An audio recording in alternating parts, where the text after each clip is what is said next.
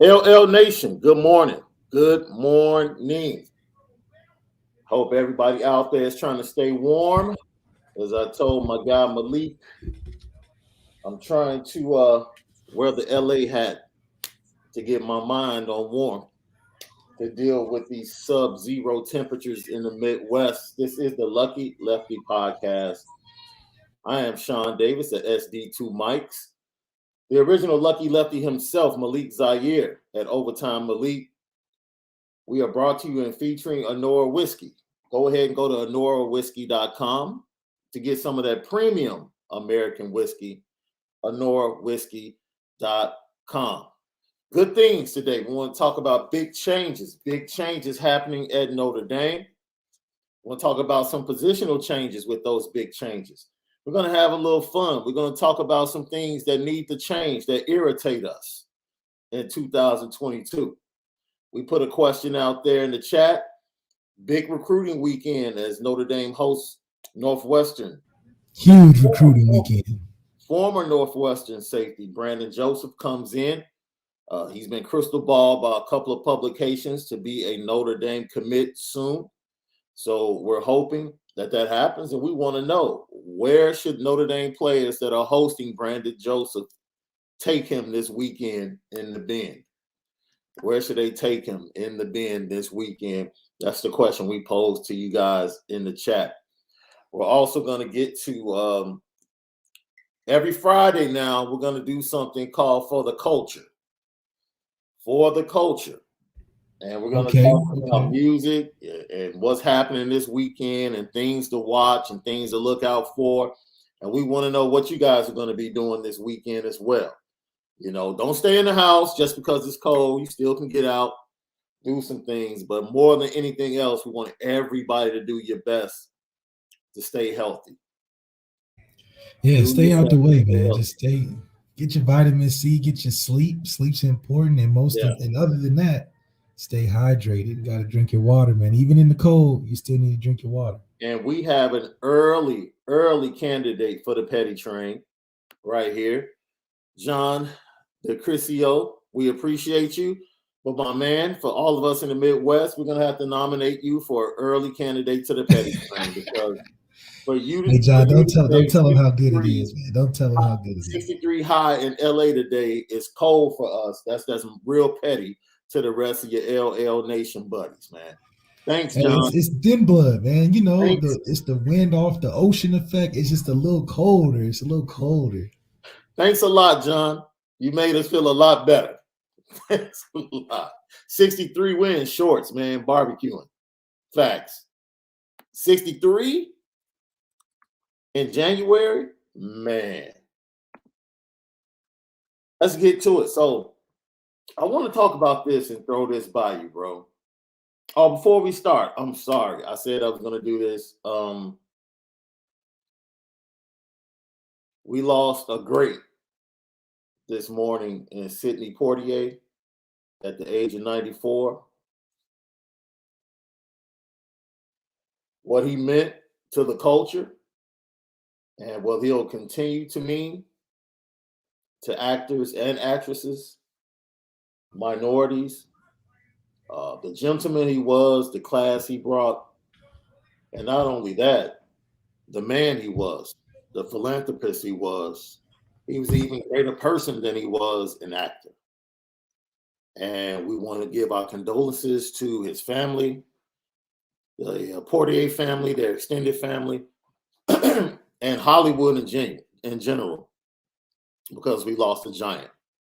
So when you talk about the blueprint, that's something that definitely stands out, man. Sidney Poitier, 94 is a good life to live, and hopefully people can take the most from it. You know, they always give the flowers when they're gone, but you know, being 94, I'm sure he's received a ton of those flowers in the between time. Absolutely. And before we get started, we just wanted to give those flowers to Sidney Poitier today. We lost a giant. We lost a giant, and that's about as well as I can put it. Irish Breakdown wrote an article about possible position changes, right? I got Brian Driscoll. And Joe Wilkins said he's going to return. Now, honestly, with Avery Davis returning, Tobias Merriweather, Lorenzo Dion Colsey, bro, I just don't know if Joe Wilkins is going to get a lot of tick next year.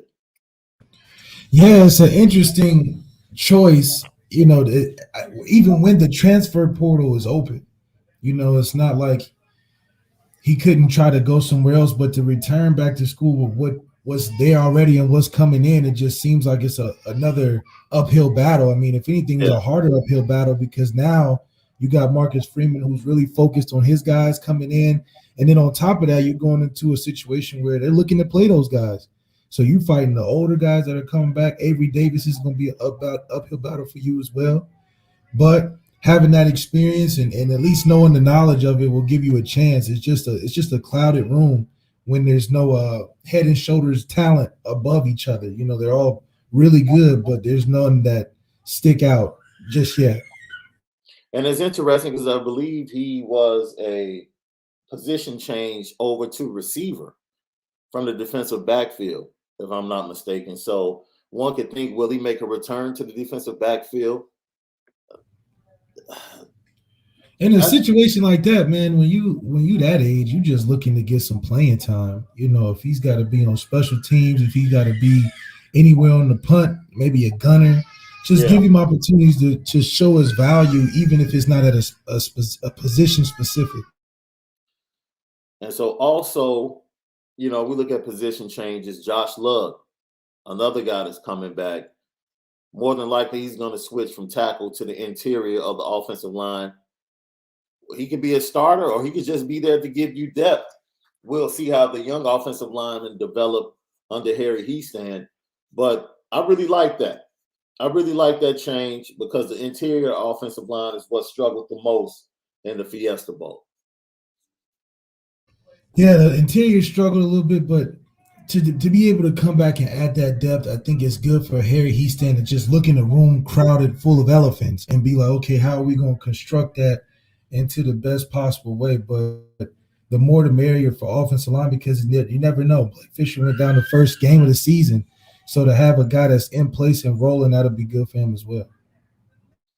Now, one of the position changes that he actually talked about, which is very interesting. I want to get your thoughts. We already have talent. If Brandon Joseph does commit, Houston Griffith has already said he's coming back as safety. Clarence Lewis to safety. That would be interesting. He's definitely big enough. He's tall enough. I guess that's the only thing you can do because I really believe one of these young defensive backs will be the second defensive back, whether it's the guys that redshirted or a guy like Jaden Mickey or Jaden Bellamy coming in. I truly believe one of those guys will be number 2 next to Cam Hart. Yeah, it just depends though too, because where do you really want to see him? Is he better in space or is he better in a coverage situation like man to man? I think if anything, you're trying to hide him in the secondary until he gets a little bit better. But I think it adds speed to the safety position. But for a guy like Brandon Joseph to come in and just really be the center place of that secondary to not so much replace 14, but to be the next guy to fill in as a veteran guy to look towards from an experience standpoint. Yep. I'm sure he's going to be highly rated coming back to Notre Dame, hopefully coming back to Notre Dame for a draft pick. So he's putting himself in great position to really solidify himself in a competitive schedule. He's going to be able to play against the top teams. He has Ohio State experience. So being able to bring that 9 months earlier to a team that is getting ready to take on Ohio State, which we haven't played since 2015, I think it would be overall really good, especially when we know Ohio State is going to be really talented at that receiver position. So anything from Brandon Joseph to be able to give us some good tips and even help Marcus Freeman break down that offense is going to be helpful, as well as he is for the rest of the season. And that's what we really want to do. That secondary without Kyle just looked very young and inexperienced. So being able to bring him in there and in that mix will help Clarence Lewis. I mean, we may even see him rise in his ability and confidence, especially coming off of a tough Fiesta Bowl like that was. I'm sure he won't have many games like that ever again, unless we hope not. Xavier Watts back to the offensive side of the ball to receiver. That's how he was brought to Notre Dame. He was recruited as a receiver. Because of lack of depth, they moved him to the defensive backfield just to get him on the field because he has shown so much talent in practices. You want to get his speed and athleticism on the field. What do you think about Xavier Watts moving to wide receiver? I think the first thing I think about is range. So his ability to be versatile and have ball hawking ability as well, being that he played a little bit on both sides of the football, that gives him a lot of range to be effective and productive at a secondary. I mean, one of the problems we had in the secondary is ball awareness. Sometimes the quarterback will get in a position where he's just throwing it up one-on-one and we're losing those 50-50 balls. So for Xavier to at least have receiver consciousness, you think a lot about Tavon Diggs, who played receiver at Alabama and is now got 11 and 12 picks in the NFL. So hopefully that crosses over just like it did for him for a guy like Xavier Watts. Lucky Lefty Podcast. I'm Shaun Davis, my guy Malik Zaire. We're discussing position changes and changes coming to Notre Dame this weekend, possibly with Brandon Joseph being a part of the Notre Dame football program if all things go right on his visit. Another position change that may be considered, Riley Mills moving from the interior out to the big defensive end position to go ahead with Nana Asafo-Mensah and also Alex Ehrensberger. What do you think about that move? Riley Mills had a great game in the interior. I like this move because it can give him a position and then still on third and long, you can still put him on the inside to get that NASCAR-type pass rush with all of your speed guys. Yeah, I like the change of pace that it would add. Like you said, if he's moving out there to start and to put him inside in the middle will give him some more of that explosiveness. You're not taking on the double teams as much if you're living in the trenches, but being able to go from outside to in will only help the D-line, especially when we get late in the season. We got to rotate spots and get in different places. I think he's got the lean ability to play outside and in.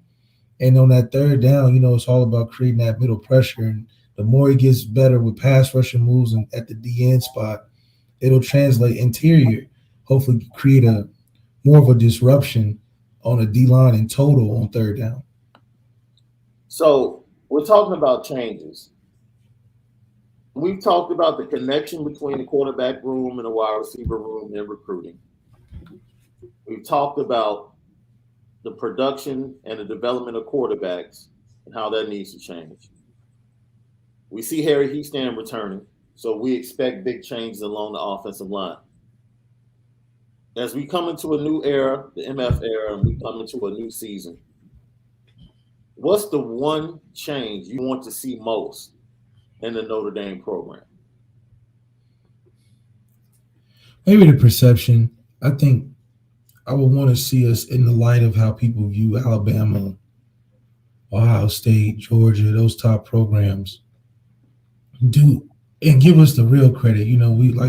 We had Golick on talking about we've been kicking the bucket every time we get into the playoffs. Mm-hmm. And I just think that I really wanted to see that change because we have been recruiting in the top 5. We've been doing everything the program can do to be and remain, especially consistently, in the top 5.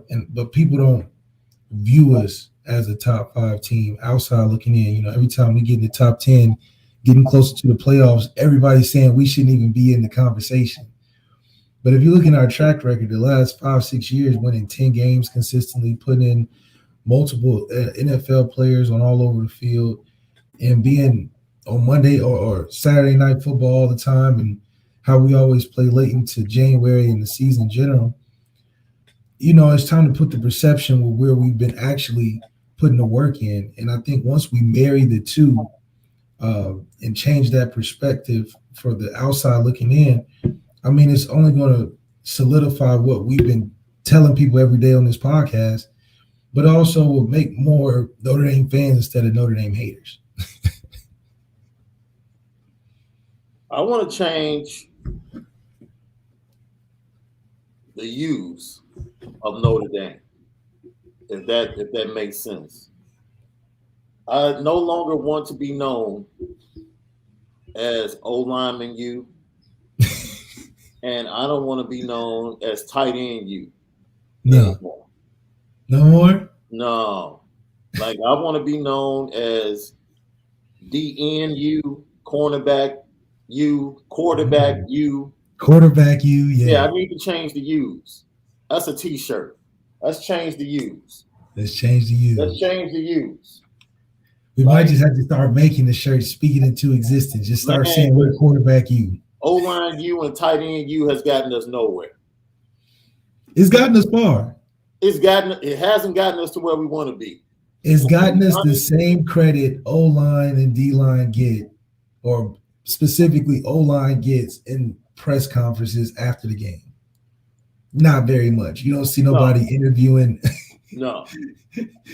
Patterson after the game saying, "So what was it like blocking on third down?" So they get the same. We get the same amount of love as O linemen get after big games. So it's not too much, but that's the highlight of our team is Zach Martin and Ronnie Stanley and Quentin Nelson. Like those are Hall of Famers, but it's not a sexy Hall of Famer. It's not a Randy Moss across your screen. It's not Manning.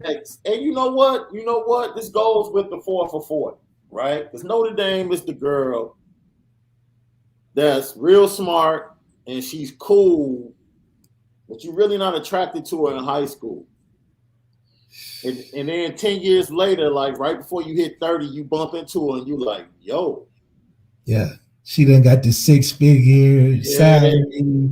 She dressed real nice. She don't have the nerdy glasses no more. She's not as skinny anymore. Yeah, she done got her hair all different, Yeah. She got taller. And that's what Notre Dame is right now. It's like O-line you come here, you win some games. Haven't won a national championship, but that 40 years later, you're going to be in great position. That's what that Notre Dame degree does for you. So that's great. I'm not bemoaning that. But what I'm saying is, it'd be nice to get the cheerleader in the school. Can we be a little bit sexier? Just a little bit. You know what I'm saying? Can we be a little sexier? Like winning the math competition isn't making us no cooler in the cafeteria. Yeah, like, yo, can we get a quarterback to New York? Yeah. For the Heisman? That's pretty sexy. That's sexy, right? Yeah. And we've had 2 wide receivers, right? And a linebacker. Those are the last 3 people to go to New York for Notre Dame in the Heisman. They probably thought they was holding the coats or something. It was like, you don't even look. We don't even remember you. Can we get a quarterback, man? Can we get a cornerback? We just need to change the U's at Notre Dame. Yeah. That's the biggest change I want to see. And that's not saying I don't want a good offensive line. That's not what I'm saying. No. But I don't want to be known as offensive line U. As offensive line U. It's too many. It's too much. It's too much. Yeah, man. I want to change the U's moving forward. That's something I want to do. That's like one of the biggest changes. Now, Brandon Joseph, as you watch film on this kid, he comes in for a visit to Notre Dame this weekend. I think they listened to us, right? They sent that Suburban, all black, up to Evanston. Probably had some nice treats, a nice pot of gold in there with his favorite candies, snacks. Yeah. Everything. Assortment, like a nice little grandma bowl in the living room. Right. Strawberry candies, Right. Now, I would have been boss if they would have sent a couple of players in a Suburban with a PS5 hooked up in there. Who you going to send? Clarence Lewis? No.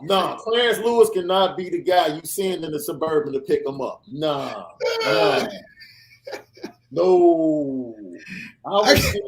He would be the most veteran guy on the secondary, though. So who would you gotta send like a? I would send a Houston Griffith. Yeah. I would send a Houston Griffith, and I would send an offensive guy too. to rep the Interesting. offense. So I was saying Houston.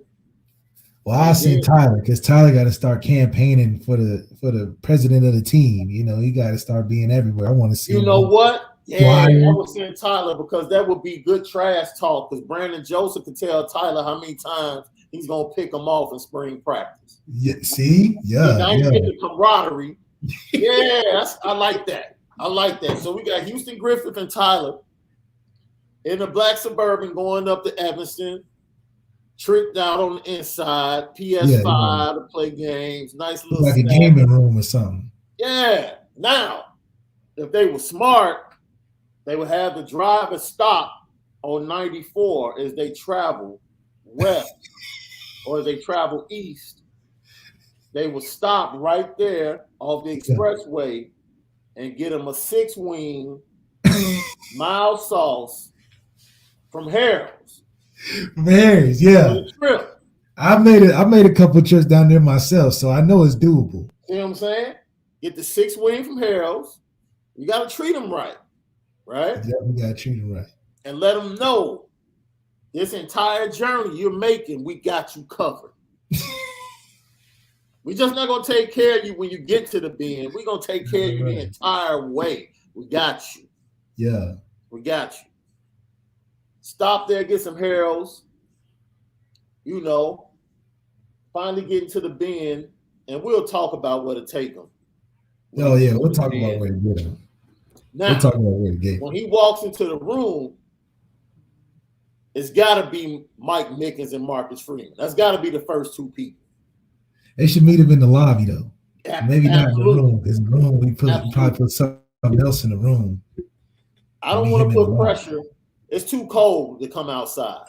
You don't have to come outside to the car. It's too wait. He's from Northwestern. He's good. He's good though. He's from Northwestern. He's good. Yeah, he understands. We get him a plush green parka.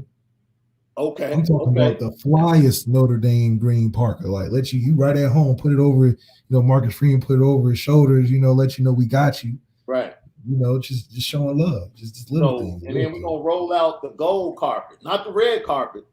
And the gold carpet. We're rolling out the gold carpet with all the safeties that went to the league and did some All-American things. You know, you put a Harrison Smith right there and then put his name like right under there, like you know what I mean.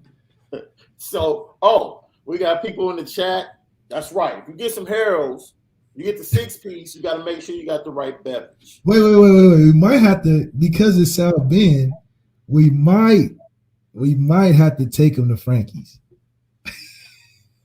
But wait a minute. What drink to go with the 6 wings, though? What are you talking about? Somebody said Welch is great. I always go to Red Fanta. The Red Fanta. Somebody else said the Pineapple Fanta. The Pineapple Fanta, see, that don't come in the dispenser. You gotta get a bottle of the pineapple. But the Red Fanta, okay, you know, one of them double tap. Everybody in the chat, y'all super petty. I'm putting y'all on the petty train. But he sends 62 chats, Doug. We are not sending 62. He is no longer a part of the program. We are not sending 62. You know what? Cam Hart might be a good person to send too. I think so. Michael think Cam Johnson, was I able. appreciate that. Cam or TB. Double I think down Cam would be says great. Cam Hart as well. They'll probably be roommates. I was saying, you know what? Cancel that. It's Cam Hart and Tyler Butler. That's right. We're gonna let Houston Griffith stay in the bend. Yeah, he still getting his. He got Houston Griffith still remembering to put his stuff back. You know, he's still packing up his room and make sure that's together coming back. So we got that. I think him and Cam will have the best relation. They might even room together. That'll be cool.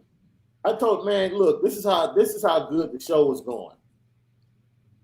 Our guy, Wet Blanket, still watches every day.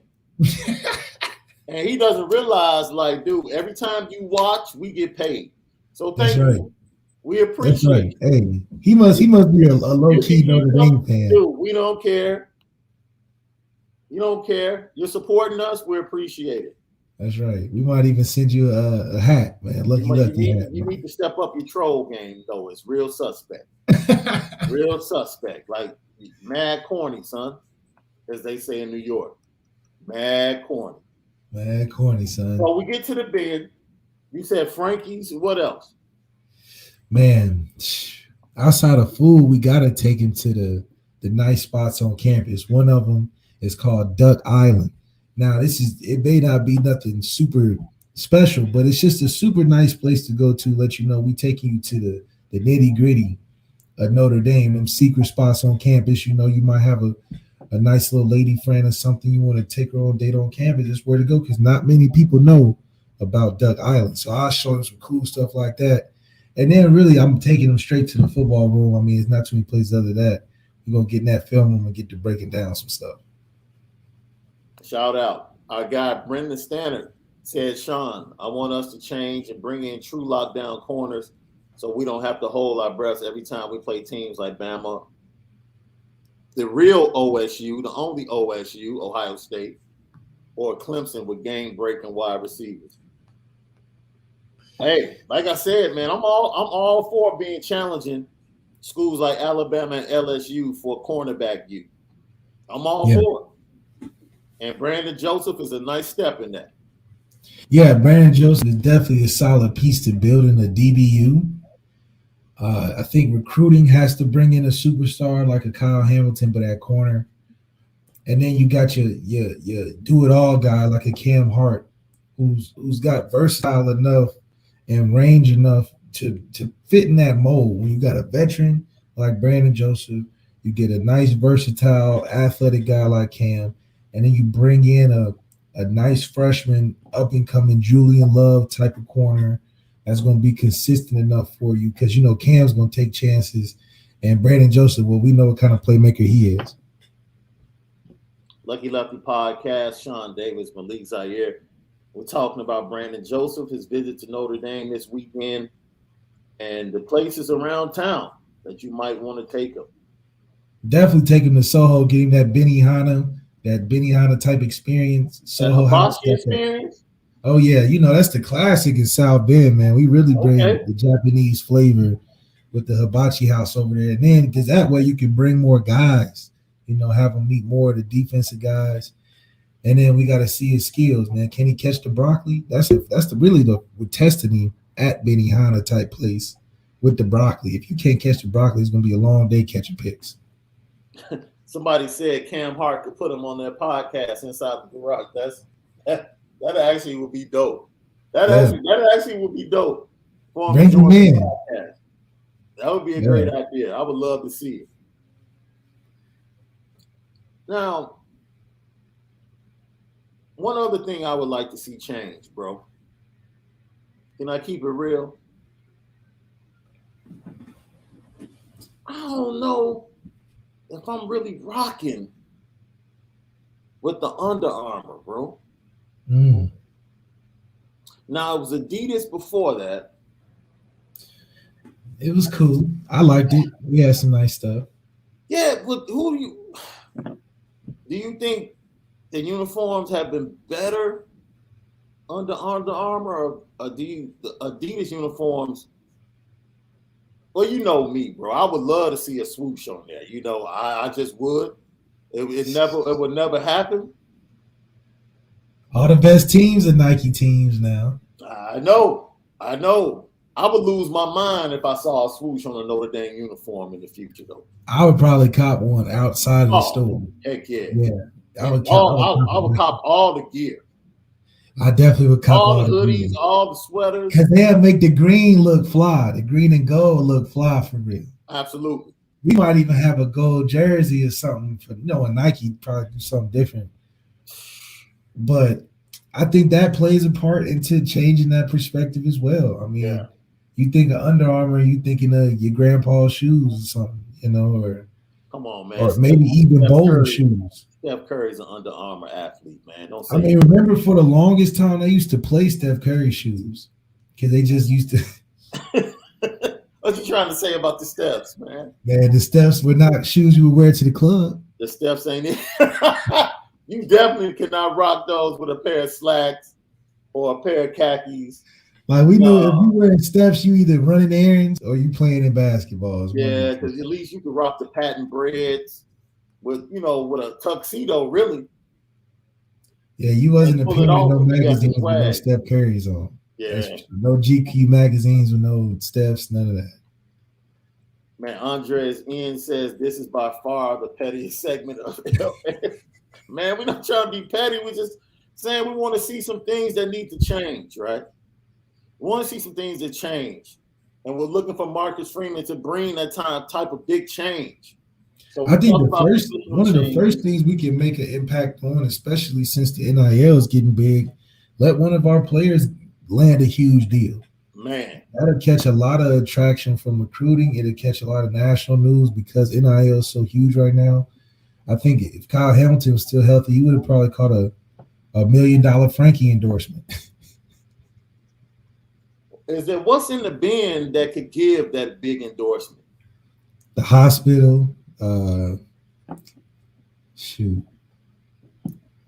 somewhere in Mishawaka, Roof Chris. Man, you got it. Not too many places. I think you would tap in more to the alumni and the alumni that are associated with the cool things they're associated with. I think there's many companies that can be tied through Notre Dame just because of who we have there, you know.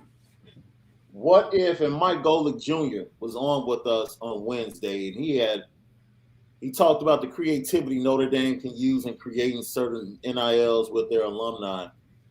What if you kind of set them up like they wouldn't be, but set them up like scholarships? Yeah, I mean, the way Charlie Batch.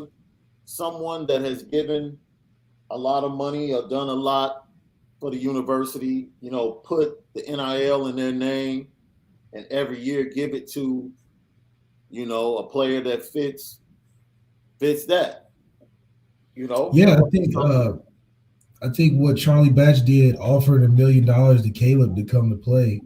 I think that would turn into something like a huge just fundraiser opportunity for alumni to basically sponsor a player. Instead of sending your money to Haiti, you can send your money to Notre Dame. We can sponsor a player right here.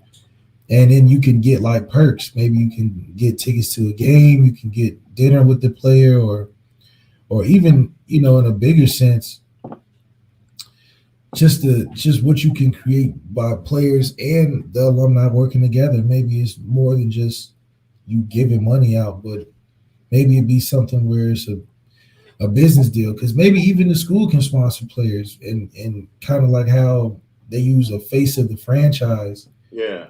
You can do a face of the franchise of the school, and maybe that's how the alumni donate back to it. If you saw Kyle's, you know, on a brochure of a recruitment regular student pamphlet, or even just have him be a representative or ambassador to different media things because he's such a popular player. Yeah. And that can be a deal itself. So I think just the uniqueness of what Notre Dame has already, I think we can do a lot more than a ton of other schools when it comes to that. Lucky Lefty Podcast, Shaun Davis, Malik Zaire, talking about big changes that can take place to change the perception of Notre Dame. Once again, Brandon Joseph, former Northwestern safety, will be in South Bend this weekend for a visit. And hopefully we can get a commit from the young man to solidify the back end of the secondary, especially going into the Hurt Horseshoe that first Saturday in September. Now, we should do a LL NIL. We should do an LL NIL. Yeah, let's do an LL NIL, right? Because LL Nation supports us, man. They really do. The subscriptions are up. The views are going up. Everybody's subscribing, sharing, and liking. You know, we should look forward to a screen popper NIL. Yeah, I like that. A screen popper NIL. Now, you know, we can't give the big money. Maybe we can do like 5 stacks. We could do a 5-stack little deal. And then get an LL patch on the jersey. You think we could do it? That would be dope. Trade an LL patch on the jersey or a sticker on the helmet. And we can get that. Yeah, we won't have to. That would be dope. See, we're doing our part. We're trying to get the 5 stars here. That's right. You know, every little bit helps, LL Nation. What do you think? Should we do it? The Screen Poppers NIL. Just a little something, something. A little something, let us know that hey, we A here little to care pocket about you. change. Hey, that's better than the money shakes coming back now. Hey, that Let's do a money 5,000 can shake. go a long way in the bin. Yeah. All that Chick-fil-A you could get, you know what I mean? Yo, I want to share this, bro. I don't know if you saw this, but this came up, and I thought it was something that is definitely a big change. And let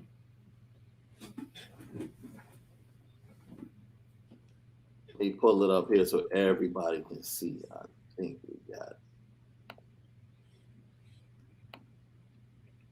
All right. There we go. Look at this, bro. So, this is the list by Big Game Boone. It was a college football show. And I thought this was interesting. The top 25 head coaches with the most and least swag. So this is really because, okay, so let's just deal with the top 10 of the most swag amongst college football head coaches. Let me know what you think. Coming in at number 1 is Neon Deion Sanders. That's an easy. Number 2, Nick Saban. Yeah, you knew that. That's pretty predictable. Number 3 for me was questionable, but they have Mel Tucker at number 3.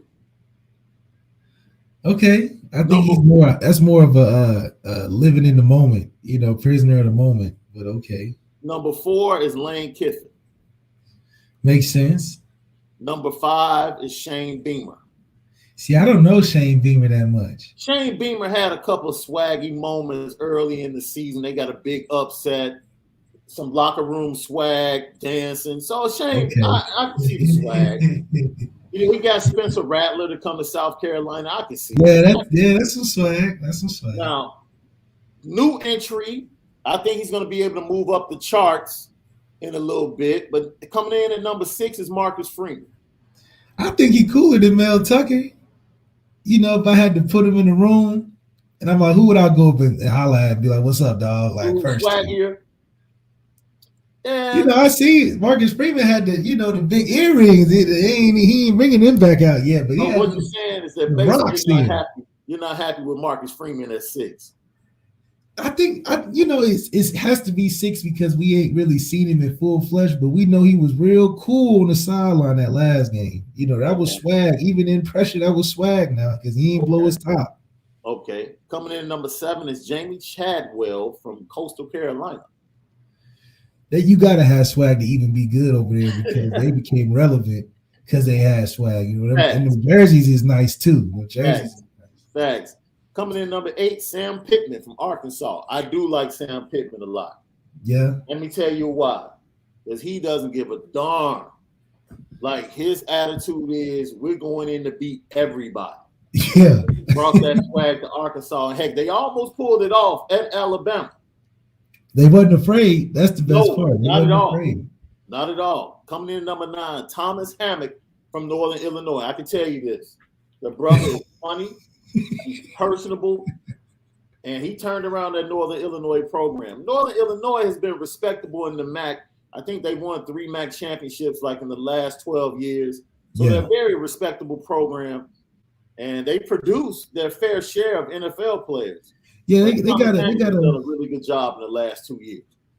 Yeah, to even be noticed in the top 25 at a MAC school like that, it just shows how much they respect him over there and how that translates from being a good guy. It doesn't always translate being a great, personable guy to wins, but for him to be able to use that to get on even a chart like this is pretty fantastic. And coming in at number 10, Mario Cristobal from Miami. Now, I feel like Mario jumped up to number 10 because he went to Miami. Yeah.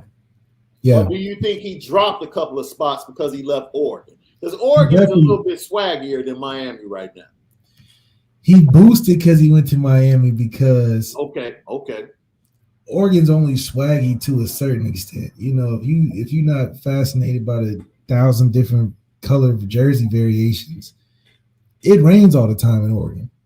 it ain't too much swag going on in Oregon as a state in general. So to do it in Miami, you're automatically bumped up because the first thing I'm thinking about is the Ballers. I'm thinking the Baller Show. Right. how that has to be something like a Miami feel, but I mean, it just matches. Anytime you get into a Florida situation, you're gonna be in some swag. Yeah. Now you know what? The underrated person on this list for me is number 18. Scott Frost is 18. I think Scott Frost is a little bit swaggier than 18. I think he had more swag before he went to Nebraska. I think he's got in Central Florida. All that losing kind of put a terrible stamp on his swag. Yeah. Because he don't even be looking. It looked like he just be taking it way too serious now. He's like, all right, I'm done laughing. I'm just trying to get a dub. Yeah. Coming in at 14, this is another one. I can see Luke Fickell being a little higher. Now, I think Luke Fickell's staff and the staff he's had around him has been super swag. That's what helped Cincinnati recruit. Luke Fickell is more of a serious guy, Bill Belichick type guy. But still in all, at 14, I can see him.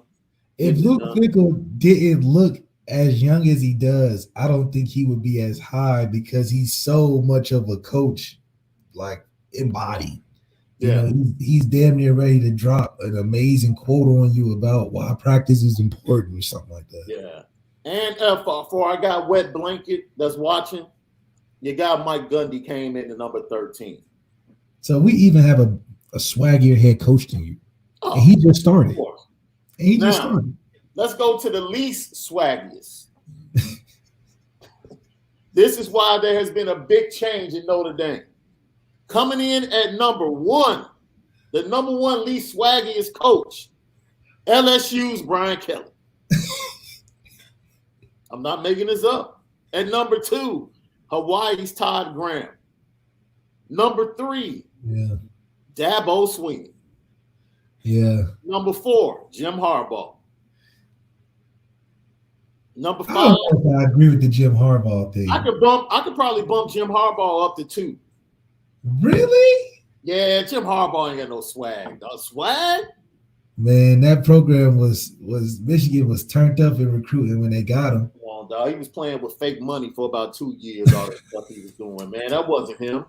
He was false flagging. He was out there false flagging hard. His biggest problem is that Ohio State was in the same conference. Nah, fam. It's like, Jim, this is not you, dude. This is not you. Now you know good and well he is the least swaggiest brother of the Harbaughs. Let's be real. Oh, yeah.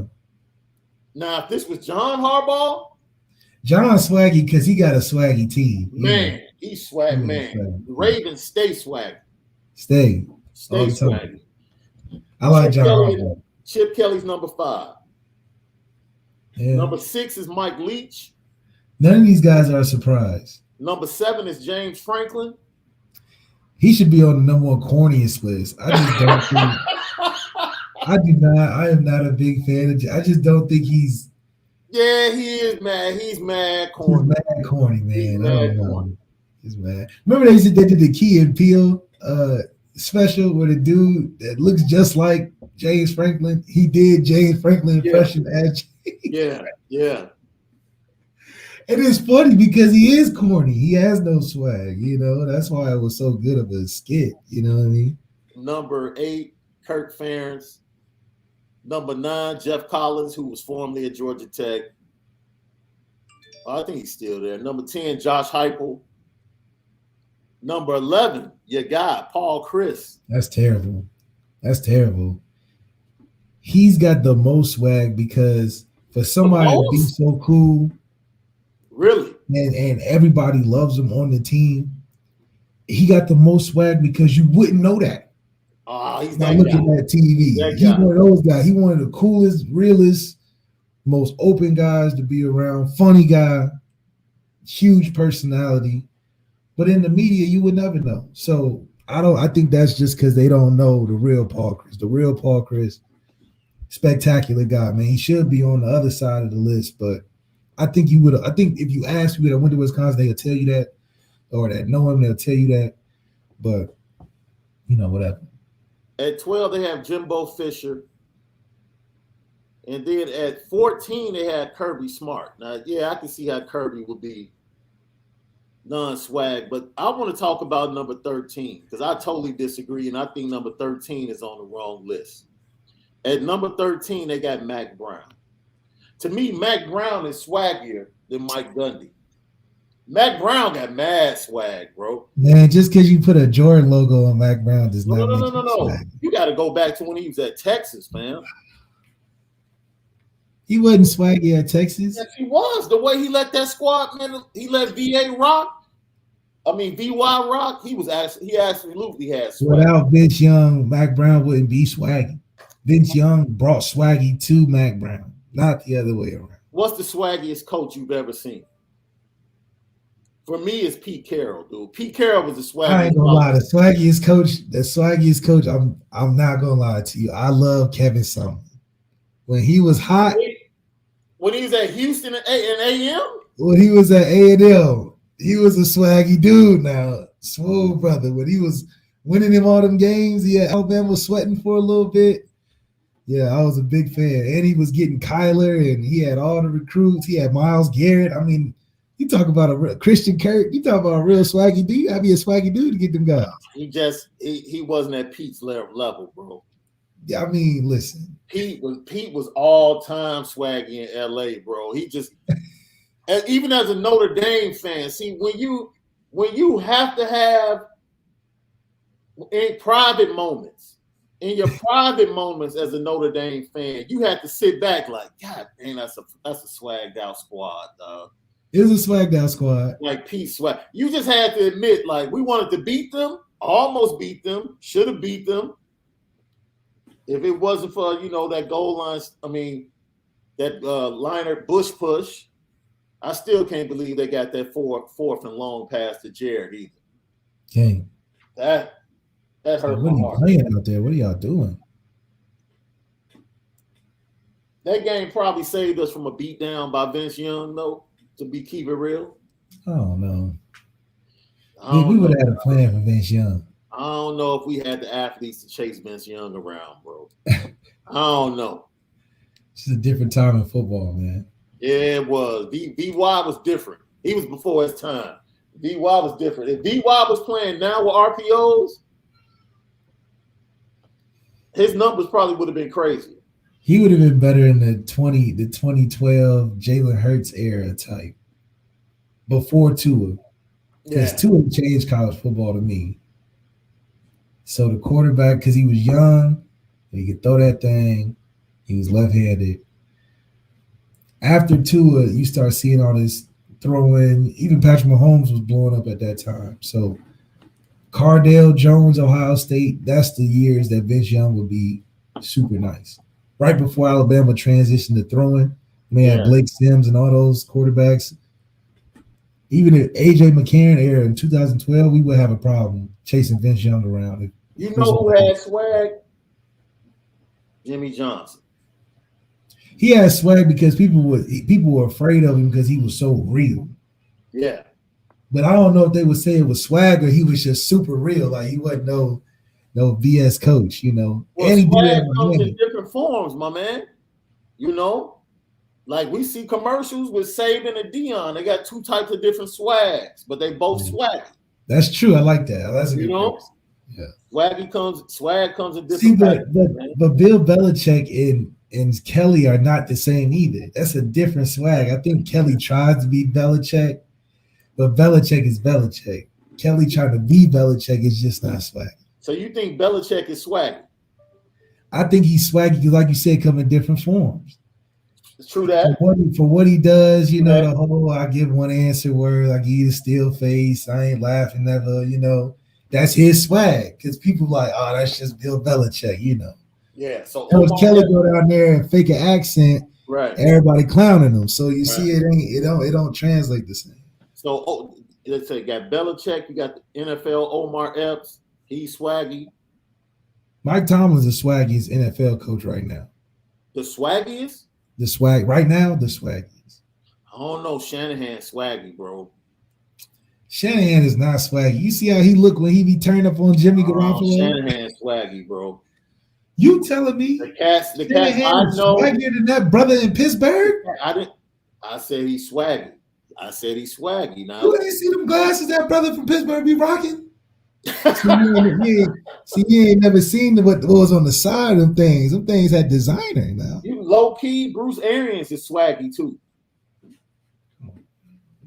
You got to catch Bruce Arians like you talking about the tomato when man? He bleach his hair with his sunglasses. Bruce Arians has a little swag to him, dude. I can't believe Bruce Arians dressed like he's retired. That's not swag. No, The that's Tommy Bahama shirt he didn't with dress the like red that face and the Kango. Come on, that's not swag. You got something against Kango? You wouldn't rock the Aryan swag. I definitely would rock Kango. Are you kidding me? I have a nice collection of newsboy hats, bro. Nice collection of wool newsboy hats. The only swag about Bruce Arians is his glasses. You got to know how to pull it off. See, this is the thing. I have a younger brother that I see him rock stuff, and I'm like, yo, that's cold. But I respect my own swag, and I know I wouldn't be able to pull it off because it don't match. It don't go with my swag.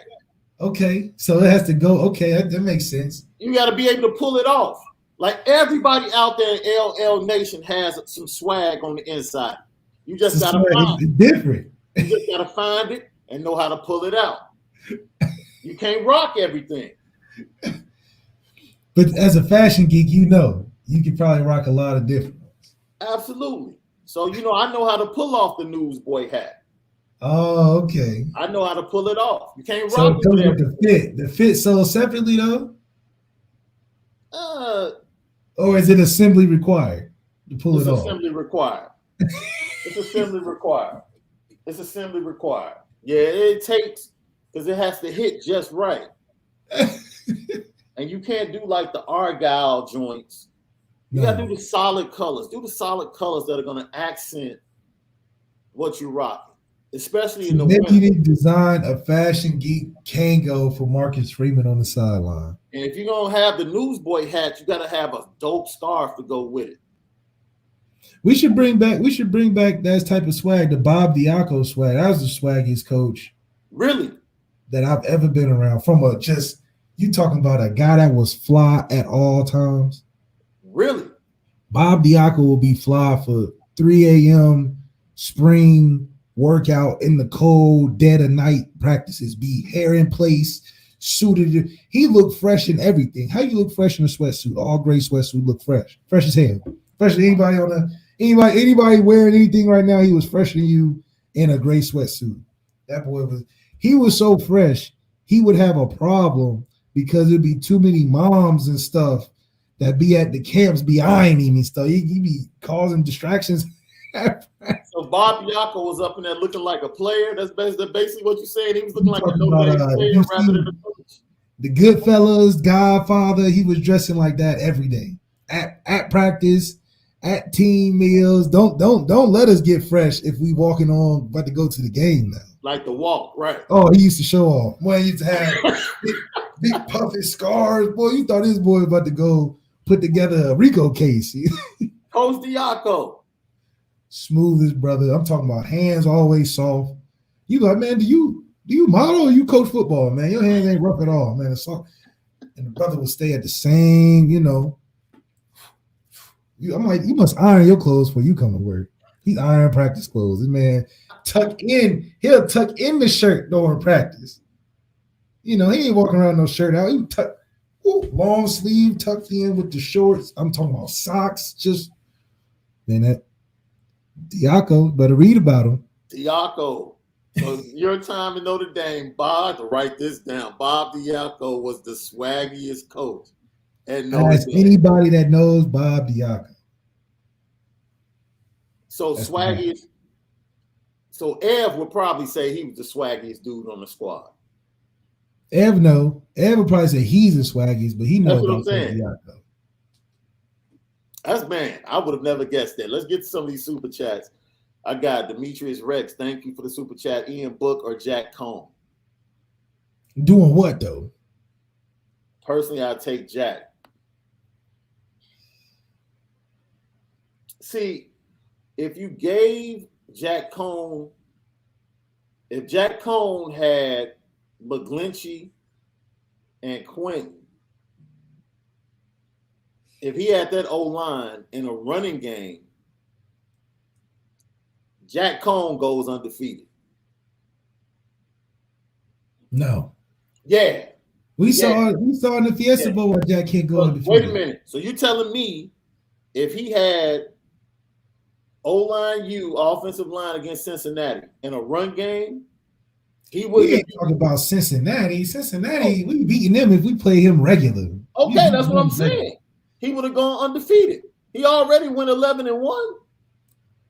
I thought you meant like in the season in general, like beating the championship and all that. No. I'm talking about regular season. Regular season, I'll take anybody. I want to know who can do more with less. Who can do more with less between Ian or Jack? I think Ian can do more with less. But he won't pull the trigger. It don't make a difference if you don't pull the trigger. You can have the gun, the bullets, everything. If you don't want to, if you're too scared to pull the trigger, what's gonna happen? Nothing.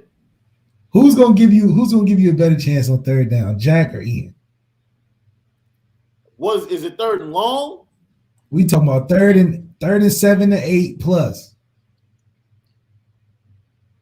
We talking about everything equal. We talking about good offensive line, good receivers.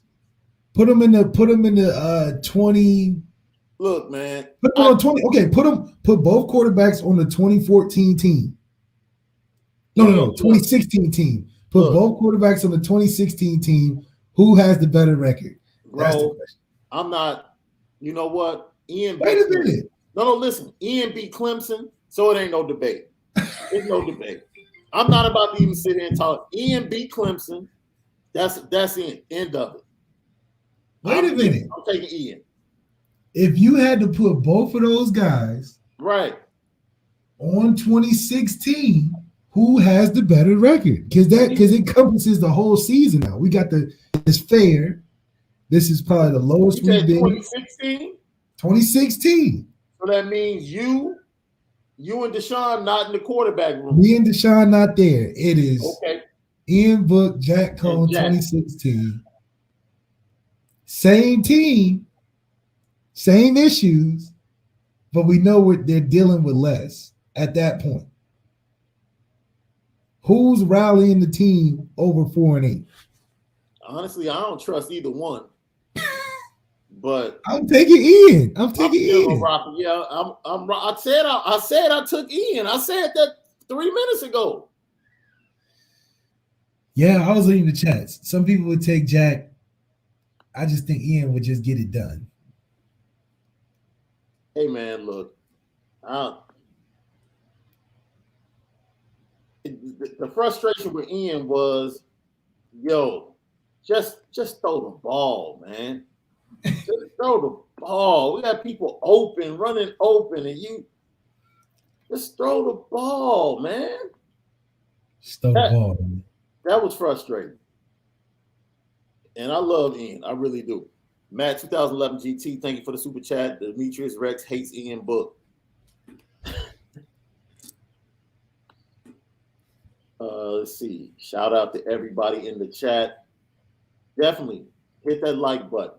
Hit the like button. It's very important. Hit the like button. Super chat Michael Graves. Cold is good for your circulation. All right. If you say so.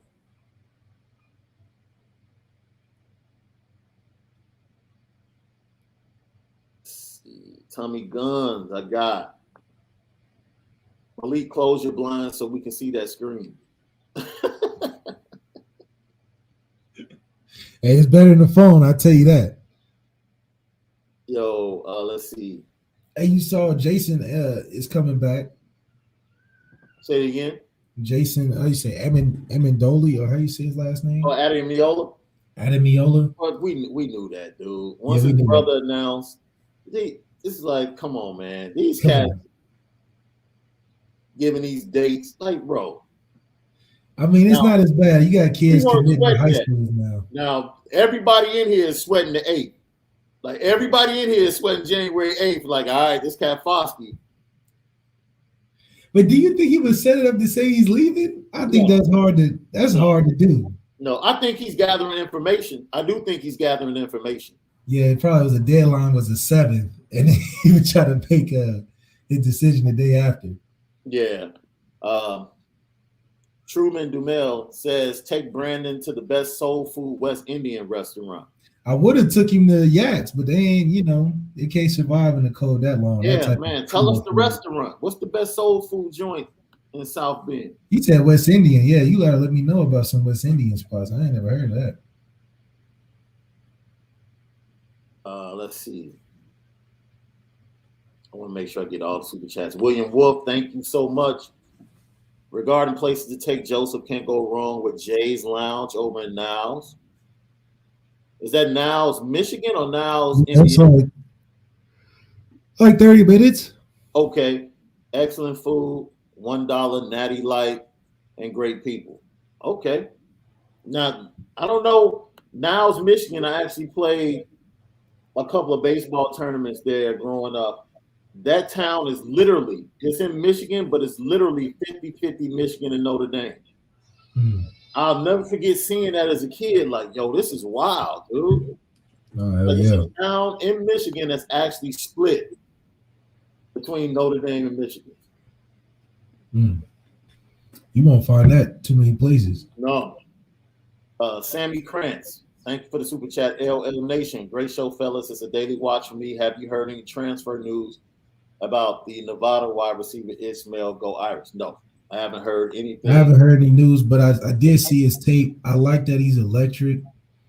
I just think that when it comes to recruiting receivers, I think we've just focused more on guys that we're bringing in as young guys. And I think if there was a receiver attraction, I'm still on Brendan Rice. I think he should definitely get a look just because of we know he's got some good lineage from one of the greatest receivers of all time. And on top of that, just from the type of guys that we bring in, like a Corey Robinson, a John Bon Jovi, he would fit more into that mold than in a Colorado. So something to think about.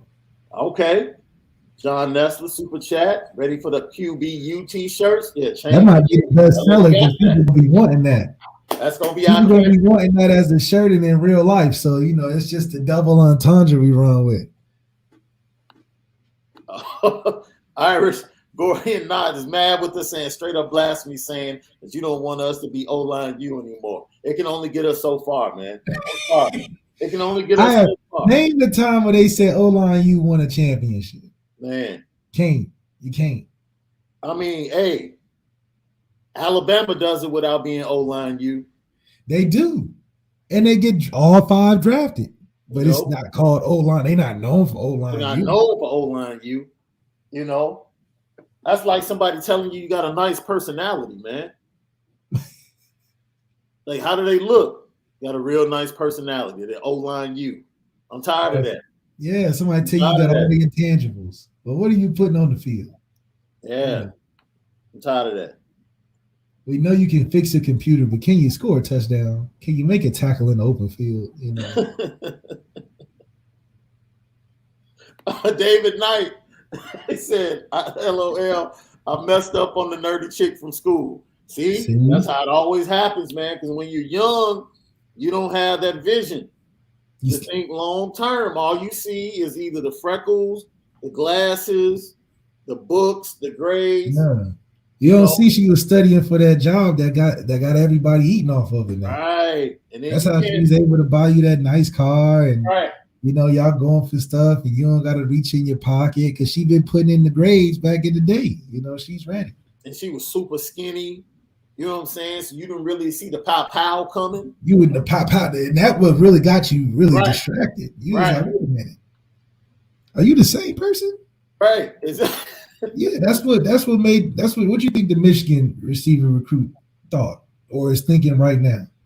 He done seen we done buffed up. We done got right. Done got Marcus Freeman came in and got rid of the receiver coach you didn't like. That's why you didn't commit.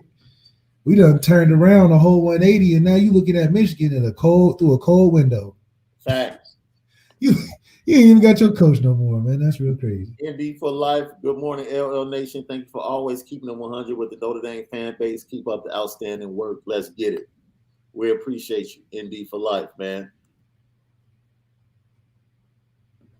I got Pierre said if you're gonna have the wings for Brandon Joseph, make sure he has Tahitian treat. Christopher Galloway says, make sure you get that vanilla milkshake. Man, we just got to make sure we lock this guy in. You know, whatever he like. It's a must. We did a show of the must-haves, and he was number 2 on the list. A must-have in this offseason. Must-have. Brendan Standard says, take him to Rocco's this weekend. Rocco's a good little pizza spot. You know. Word? Yeah, nice little pizza spot. It's a little shack on the corner somewhere in South Bend, but for him, he's probably coming from pizza, so he probably knows some good spots. Dale Holloway says, got to take him to Nick's Patio. Nick's Patio is good at 3 in the morning. I mean, probably take him there after. Okay. Ashley Hill, take him to Barnaby's East Side. That sounds like a dope spot. Y'all getting too deep in Goshen, Indiana or something. Where is Barnaby's East Side, Ashley? Where is it at specifically? I mean, that's when Marcus Freeman has dinner with them at Ruth's Chris. Yeah, he's a regular over there. They done gave Marcus his own state name now. I mean, okay, David Knight, I see you. Go old school with the uniforms and go back to Champion. Champion makes the dopest crew neck sweaters for colleges. If you're gonna keep it 100, and Champion's back in style now, bro. Starter made better college jackets and stuff than Champion did. I said sweaters, bro. I said crew necks. I didn't even wait a minute, even those. No. Champion makes much better crew necks for colleges. You can stop that. We can debate that all day. We should. I mean, you talking about swag. I think it would add swag to add a Champion. Starter had the better shine jackets, sheen jackets. They definitely had the better winter jackets with the hoods. Yeah, with the hood. And Starter definitely had the better hats. How is it? Yeah, the hats. So it's like, come on, if we go back in time and be traditional, we should definitely do Starter, Champion for our jerseys. Even Reebok. I like some of the Reebok stuff. The mesh jerseys are way better as a retro look than the super tight ones they got now. Irish one, yeah. Malik did talk about Charlie Batch putting out the $1 million to Caleb. Let's see. I'm a fan of that Jordan brand or that swoosh being on. Dude, swag it out. Jordan definitely made Michigan look harder. D-Rock Irish wants to go back to Adidas.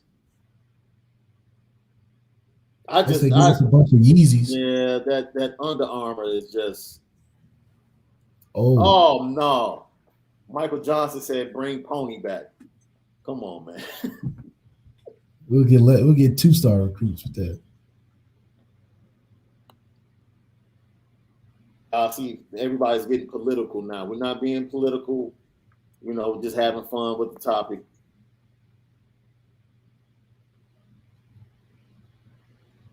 Somebody said, take them to Chick-fil-A. I mean, on Sunday. I mean, if he has a 6-piece from Harold's, yeah, you really good. Some burnt tips from Frankie's, you good. You have a nice little weekend trip. Man, you keep talking about these burnt tips from Frankie's, dude. It's a place to be. Man, thank you for the super sticker, Paul Moore, and the super chat. We appreciate you. I'm trying to get through all of these, dude. It's a lot. Have you heard any new news on the defensive coordinator?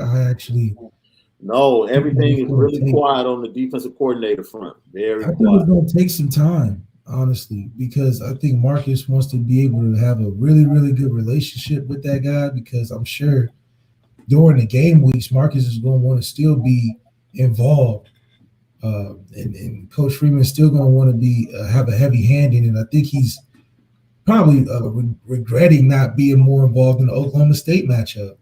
I think once he saw how well the first half went, he kind of relaxed too much, thinking that they had it. And when they start creeping back, he was so out of what the flow of the calls probably were that he was just nothing much he could do. It's like, damn, it's about to be fourth quarter and I can't tap in as much. Right. As much now. So with a guy like a Derek Mason, I'm sure that they could have a established and a professional enough relationship to maybe even Derek's even teaching them some stuff on a side note. So something to think about. Matt 2011 GT, thank you for the super chat. Malik, Jim ate his bloggers on national TV. You talking about Jim Harbaugh and his lack of swag, bro. Yo, Jim Harbaugh got swag because it's his own swag. He gonna wear them khakis and that shirt forever and that hat. And Desiree White says Mick Ossoff has been breaking news. He was the first one to tweet that Marcus Freeman was going to be the next head coach. But we said earlier in the week, Foskey ain't going to the league, man. Yeah, you ain't. What you gonna build up the whole fan base to come in and be like, yeah, I'm not coming back. Foskey, we said that cat Clifford Franklin. That dude, man, you're right. We have to start a whole new list for coaches and call it the corny list, and he would be a corny list. Oh my gosh, yeah, absolutely. Man, corny coaches. We have to do that list, man.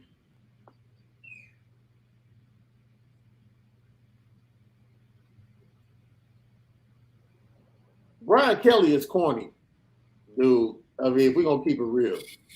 I think it's corny because the joke he tries to crack. Who? Brian Kelly's always trying to crack jokes and they just fall to the ground. Yeah, because I feel like if he really was who he was, he wouldn't have been coaching that long. He would have been in politics or something because he tries too hard when everybody sees it. It's like, dang, man.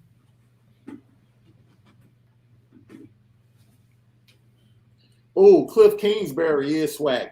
That's a good call. Cliff Kingsbury is very swaggy. Kid Kingsbury just got his hair all the way done. He look like a Lululemon model or something. He don't wear no swaggy, nothing. He just wear athletic gear, keep his hairs together. Yeah. And your boy, Matt LaFleur, is swaggy too. Matt LaFleur, man. I love Matt LaFleur, one of my favorite coaches, man. He's just a guy that wants to get it done. And just fortunately for him, he's got a guy like Aaron Rodgers that's keeping him on his toes. I like that, dude. Andrew Galtz, cashmere or wool, Shaun? I think you're talking about the newsboy hats. And if you are, or you're talking about the scarf. I have both. I've had both for the scarf. You had both? I've had both for the scarf. I've had the cashmere. And matter of fact, I just bought I'm waiting for it to get shipped or delivered. I just bought they have a new scarf that comes for polo that comes out that you don't have to wrap around. It's kind of, you just pull it over your head and it flows real nice. It's sweet. So I'm gonna see how it flows when it's a classic item. Yeah, because if I can't rock it, if it doesn't look right on me, I'll give it away to somebody. You know, like I'll do that. I'm like, man, I thought I could flow this, but I can't. I'll find somebody to give it to that I think can really rock it. Matt Anderson, thank you for the super chat. Let's see. Man, a Petty University shirt. What do you think about that? Petty University? That'd be hard. Petty University. You gotta enroll. We're gonna take the train to the school. Yeah. Hey Pierre, I see you, man. You gotta relax, man. You gotta relax with the Yako drip, man. He's I got Pierre's wild, man. I'm telling you, the Yako had it. Freshest coach in the nation, man.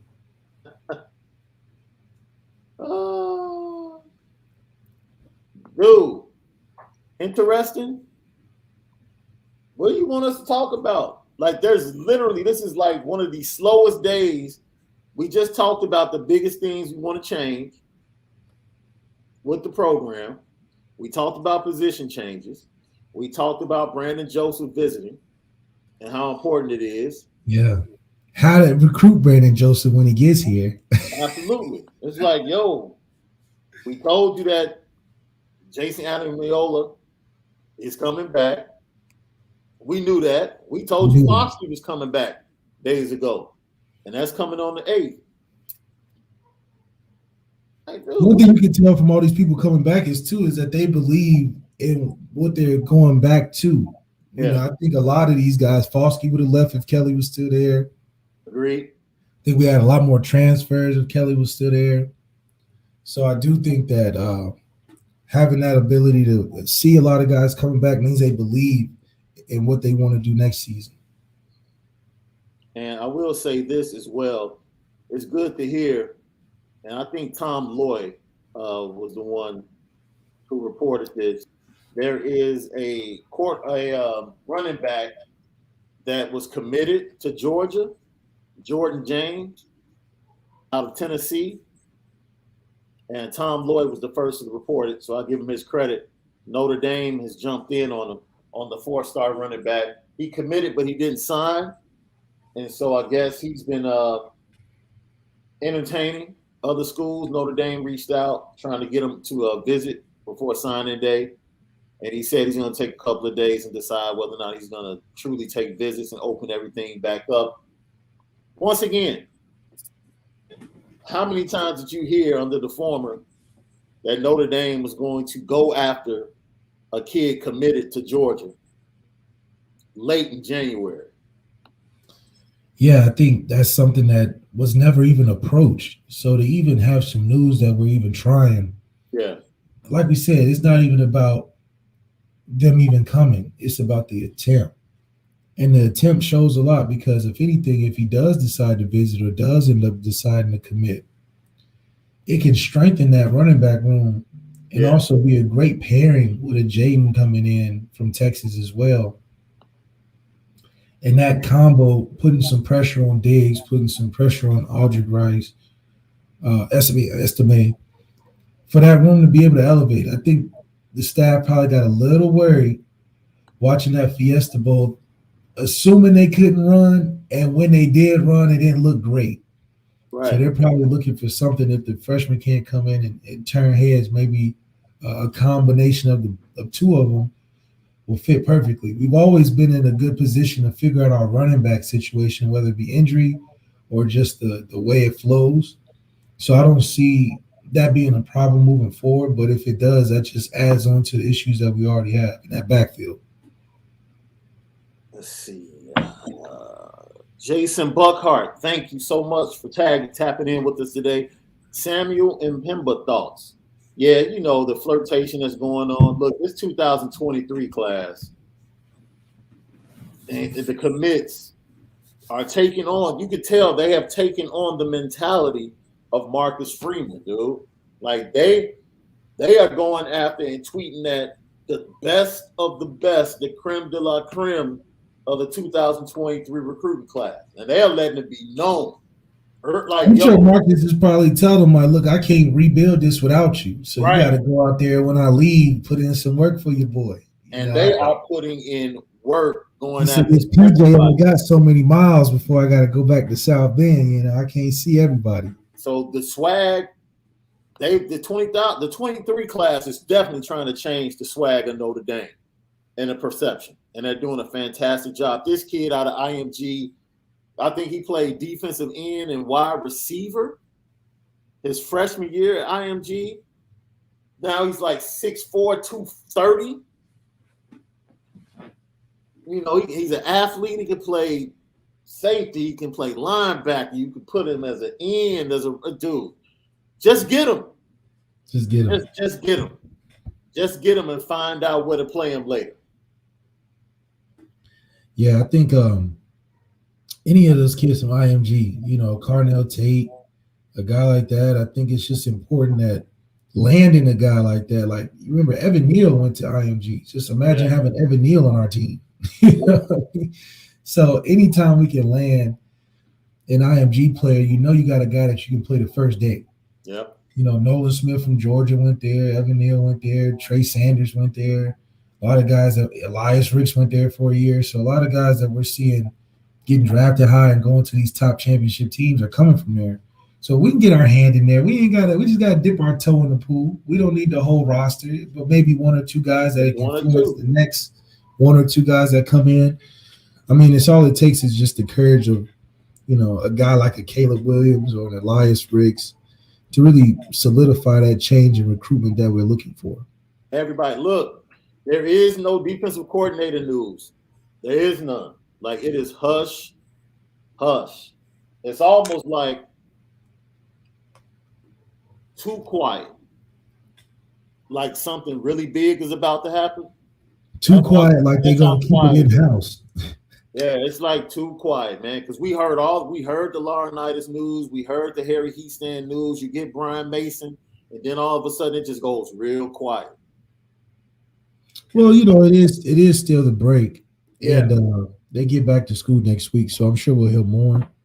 And plus, this is probably the first time Coach Freeman's got a chance to even relax. No, especially he's not after relaxing though. Dude, they're recruiting, putting in they're mad recruiting, work. but I'm saying from the being at school Yeah. every day. And I think a couple of guys that he's interested in for the coaching staff are playing they're dealing with a championship game Monday. And you're trying to take the wide receiver coach from Alabama. Kind of hard to But he's got if anybody can do it, he can do it because he got the connections from Ohio State. He's got some connections to Alabama. And if you're going to be pulling from anybody, if you can't get the players, at least get the coaches because it will result in getting the players. Yeah. Marcus Jordan, thank you. This is for you, bro.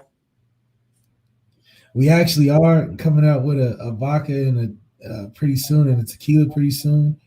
Once we get our now you doing the flavored vodka, or you doing like a Blanco tequila? We haven't decided on which direction. We're looking to make both. Okay. We got the ability to make both. So once we get our big distiller and we can get all our stuff in there, we'll start making more varieties. But right now it's just a bourbon and a whiskey. Yeah. Willie Holman for the wide receiver coaches, Willie Holman and Jamarcus Shepard. That's it. That's it. Either the Alabama wide receiver coach or the Purdue wide receiver coach. And the benefit of being at Notre Dame and Marcus Freeman being in this position is that you don't have to go search for any and everybody. You only got a couple really, really good choices. It keeps it simple, and then you can really go about picking and choosing how you go about it instead of being like at a Ball State where you're looking for any and everybody. You might even get a high school coach. Right. Chef Terry L. Thomas, thank you for the super chat. Hey guys, I love the show. It's my number one show. I love the way you guys bring it different. I can relate because there's not too many brothers doing Notre Dame podcasts. Keep up the good work and go Irish. We appreciate you, Chef. Number one, Blackest perspective on Notre Dame football right here, the Lucky Lefty Nation. You know how we get down. Matt, what were you talking about? Because we're behind a little bit. Booger eating swag. I don't know who he was talking about. Probably Booger McFarland. They stopped putting him on that. Remember they tried in the last national championship game, put him on that little floating telecast thing? Yeah. It wasn't a good idea. Not a good idea. Let's see. Young Taco, we appreciate you. Do you guys see Urban Meyer being a potential replacement if Freeman? No. Why are we even talking about potential replacements and things not working out, man? Look, be cool, man. Be cool. All of our energy should be on the future right now. Like, why are we even thinking about replacements, man? Like, come on. It's about right now. Getting to the chip right now. He'd be a nice analyst. I don't want that dude anywhere near the stuff I heard. The kid that retired, the Ohio State kid that retired and didn't go to the Rose Bowl and was tweeting about Ohio State during the bowl game. I forget his name. He had a story in the LA Times yesterday. He had talked about how in 2017, when he first got to Ohio State, Urban Meyer told him, if I ever catch you, I'm gonna whoop your ass if I ever catch you smoking marijuana. Kind of similar to the crazy thing he said to you. I told you he said stuff like that. I told you that back in when that happened to me in 2011. And then, like, his first day on campus, first meeting he ever had at Ohio State, Urban Meyer comes in. Man, come on, man. basically, he took the death of a young man that perished going to get some Skittles and wearing a hoodie and took his picture and showed it to the rest of the players and said, we have a no hoodie policy in the building. That, when I read that story in the LA Times yesterday, I said, come on, man. I said, come on, man. I can't. This cat Urban Meyer, it gets worse, man. Yeah. It We ain't gets even worse. talking about his coaching staff selections. Exactly.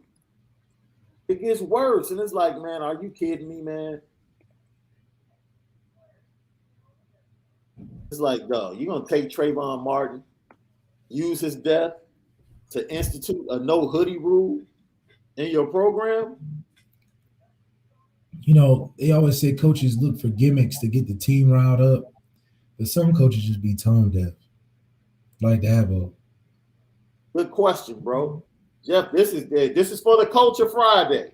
So this is a great question for the Culture Friday. Could anybody on the team rap? This is funny. I would love to hear this answer. Well, first of all, we all were rappers in our own right. When the right instrumental played in the locker room, we all could spit our, hot 16. Anybody that was standout? I don't know if anybody stood out. We were all pretty goofy together. So I think you had to really put your money on it. Anybody on our team from Florida was pretty good at it.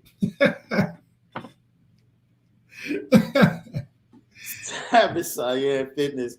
What are you hearing on the Holloman Higgins as wide receiver coach and Mario Williams coming to play at Notre Dame? You should come if you want to. Yeah, we just talked about. I know one thing we can say is that Mario Williams isn't coming to Notre Dame. I know we're going to have depth. One thing we always lacked is depth in 3 or 4. We'll have 3 or 4 depth moving forward. Michael Johnson says, what do you think, guys, about getting 1 or 2 cornerbacks in the transfer portal? If they're not in Elias Ricks, I'm just locking with Brandon Joseph, and then hopefully those guys can develop around him in another year of experience, another year in the defense where they like playing for their head coach. And our schedule is tough in moments. So if they can be great in those moments, then we'll be fine. Other than that, outside of those couple games, they're gonna be fine. They're gonna be fine. He's Daniel. Thanks for the super chat. Regardless of content, you guys bring it every day. Thanks for the entertainment and effort. Yeah, we try. We try, man. We try to give you, man, we try to entertain you, just be fun and just make everything light and give good content for good conversation. Let's see. Another super chat here. See if it pops up. Matt Loss. Thank you, Matt. Do you think the quietness around the remaining vacancies could have anything to do with Wiggins not wanting it out until after Monday's game? That could be. That could be it.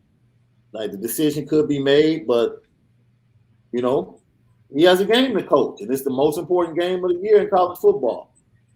No, straight up. Hey, Shaun, you mentioned Foskey staying. Is that really confirmed? No, this is what we said from day one. We're just saying what we said from day one. Like,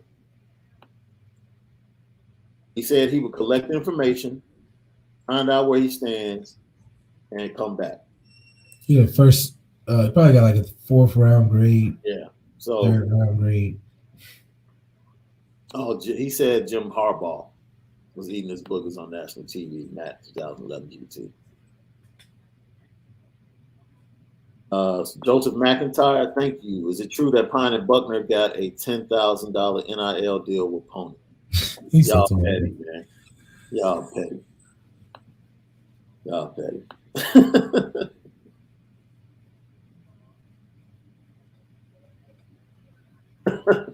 Brian Dembo, shout out to you, man. Tell that young Thundercat that OG swag just hit different. I try to, I try to be a mentor to my bro. I let him. I let him rock. I let him do him. Yeah. I let him do him. We talk every day. I'm like, okay, bro, I'll give you that one. I'll give you that one. But every now and then, I try to go ahead and convey some wisdom. Let them know, like, I don't know if you really want to do that. But, my boy Swag is, my boy Swaggy, though. He was swaggy on the field. Yeah. He's swaggy off the field. That's right. You know what I mean? And see, anybody that could go natural, cornrow, curly, he's swaggy. He can do it in a lot of different ways. He can pull it off. See, there's a lot of people that can't pull it off. Not too many, but when you a fashion geek aspirer, things happen. You can shake things up. Let's see. Look, Vito, the Safro says, got to get my cousin on here, Sheldon Day. Hey, Sheldon playing good for the Browns now. Shout out to Sheldon. Sheldon seems like a fool, though, dog. He is. He comes across like a fool, like, man. You gotta be careful. You'll ask him a question, and he'll think he's serious, and he'll be like, just play. I love Sheldon, man. He seems like that dude, like, man, here we go. Somebody else being on, got to throw you on the petty train today. The rest of us are out here suffering. Anthony K. Shea saying it's 80 degrees in Boynton Beach, Florida today. That Windy City is blowing over here to the west or down south, man. You mad petty, Anthony. Mad petty. Hey, so Friday, new segment before we get to Petty Train. It's for the culture. And, bro, I was thinking about some things. It was 3 albums that dropped today, right? That new Gunna. Yeah. The new Gunna dropped today. Yeah. The new Weeknd dropped today, and that new Halsey dropped today. Definitely not a fan of Weeknd that much, but Gunna wanna. I put a lot of my friends on when Gunna was before he was even a big time hip hop historian right here. I put a lot of my friends on. So at this point, I just like hearing the melodies. I don't even think they're rapping about nothing now because when you got a bunch of money, what do you even rap about these days? So I like the sounds and how they coming up with new lingo every album. But other than that, I'm from listening to it from a lyric standpoint, you're probably not gonna get much. Yeah, C-Mac clarified. He didn't stand us up.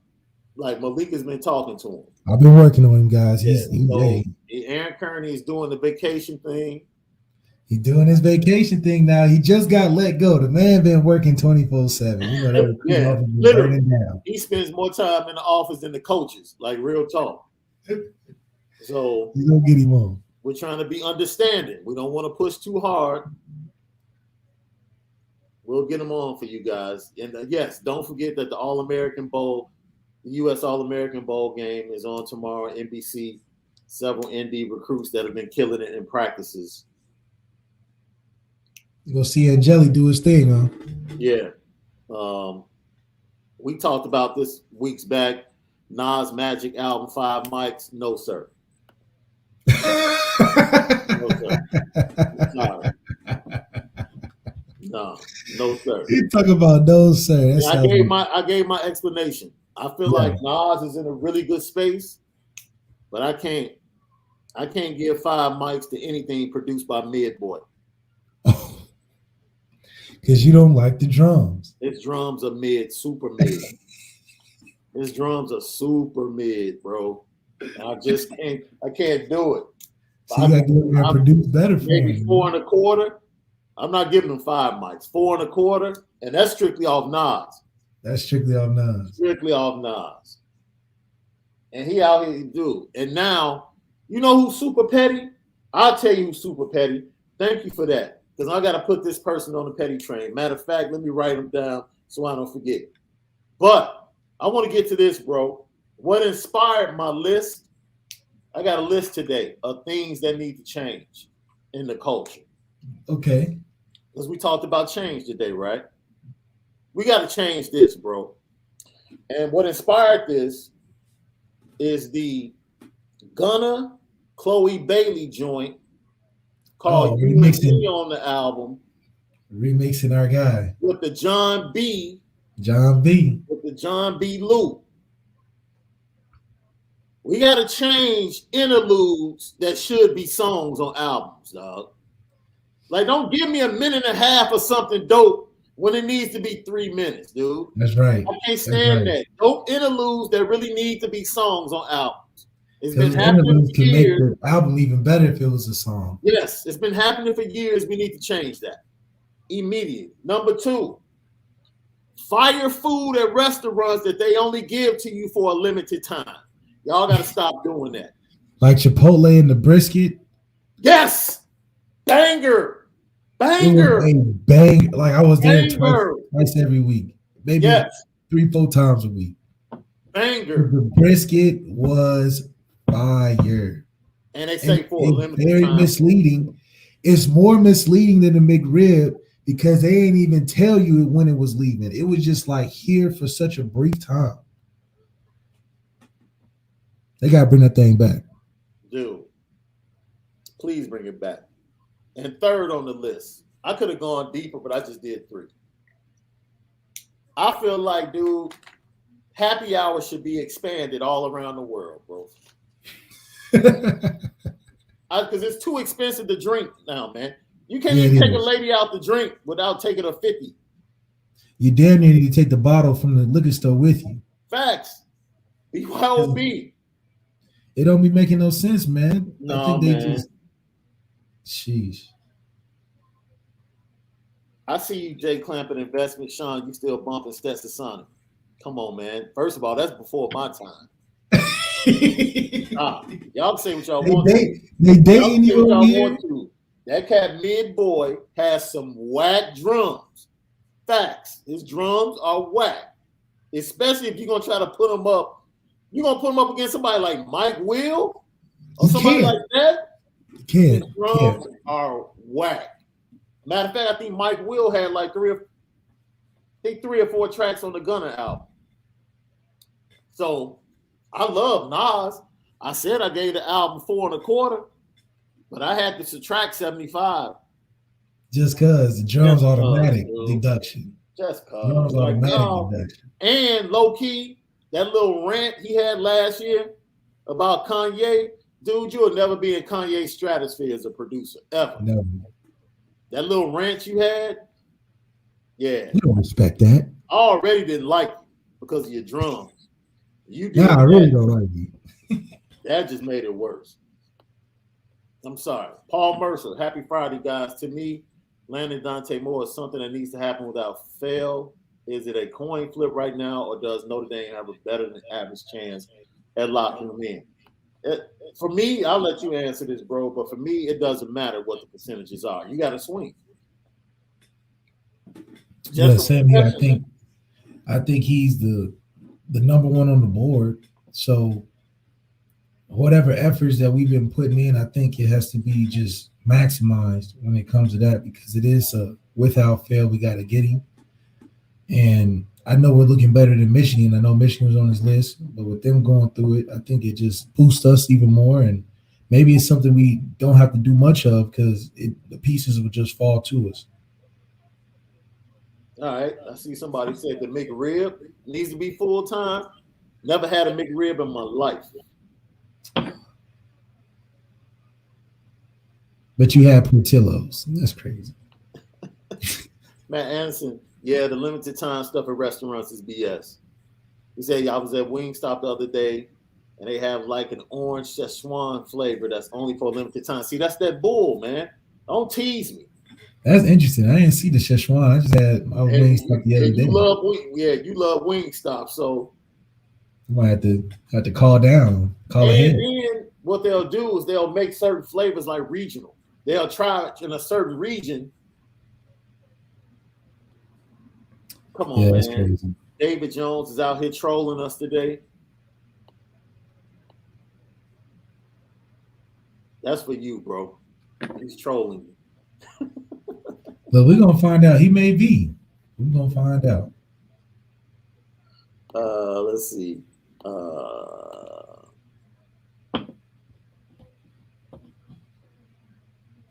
I think Cleveland and Baker are in an interesting situation, man. I don't know if Cleveland really has anywhere to go. I think they'll take a swing at Aaron Rodgers.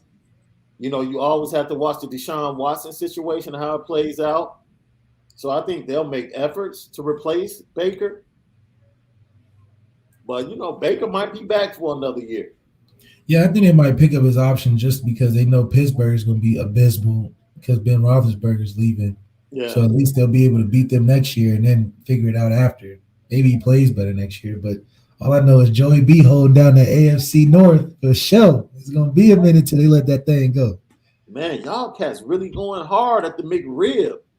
I've never had it, but man, is it that bad? Man, when I first had it, it was good. After that, you know, you start reading stuff on McDonald's, make you never want to go there. All right, let's get it.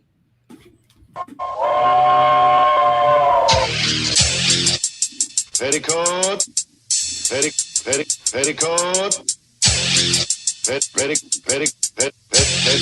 Petticoat Junction. It's time to get petty. Oh, we did a good job executing. Are you upset with something? And fire up the Petticoat Junction train. I just don't like you. You don't? No. What is today's pettiest story?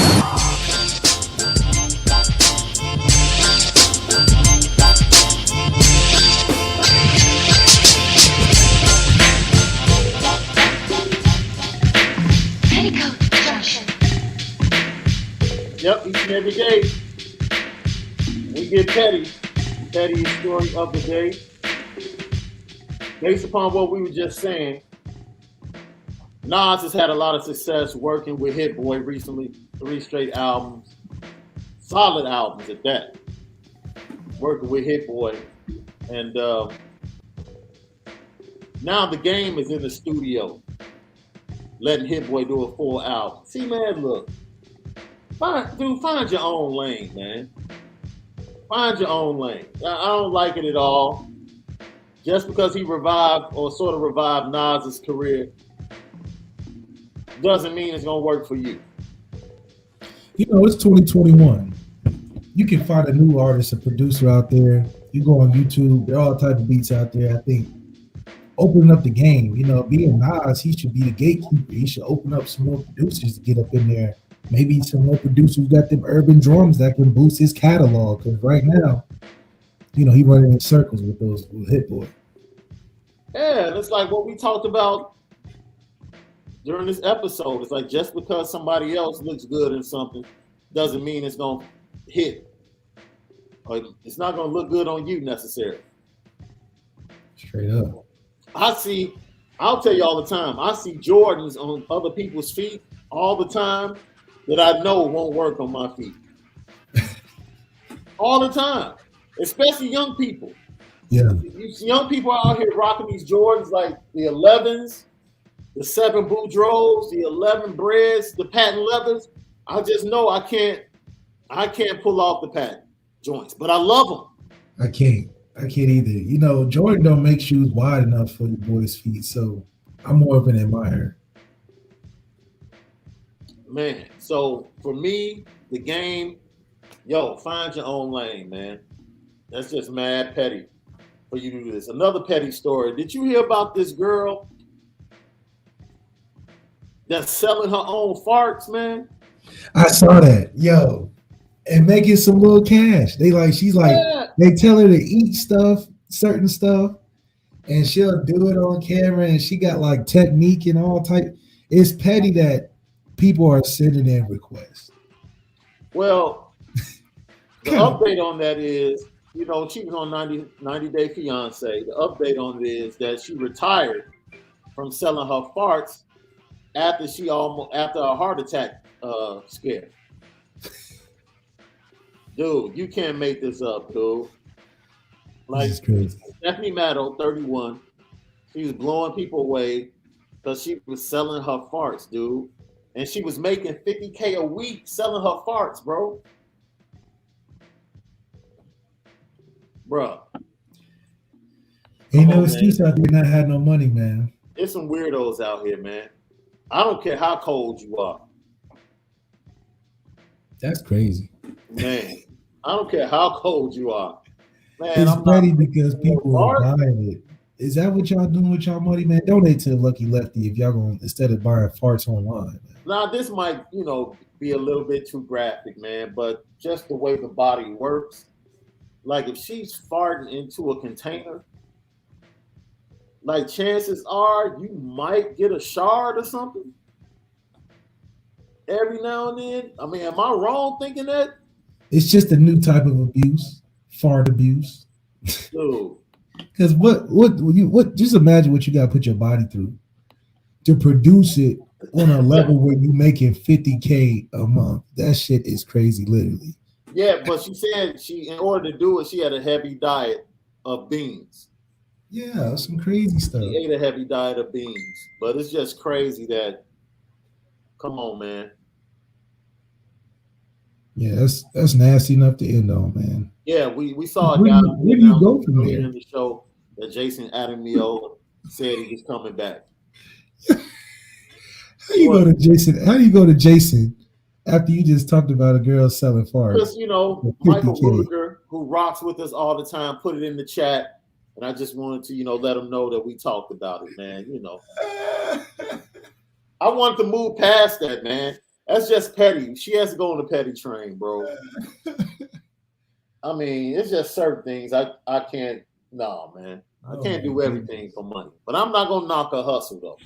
Yeah, I don't know if it's a hustle or is it just a fetish. One of the two. Man, I don't know if that's true. EK is saying like the Buckeye State has some of the freak nastiest women in the country, Dublin especially. What?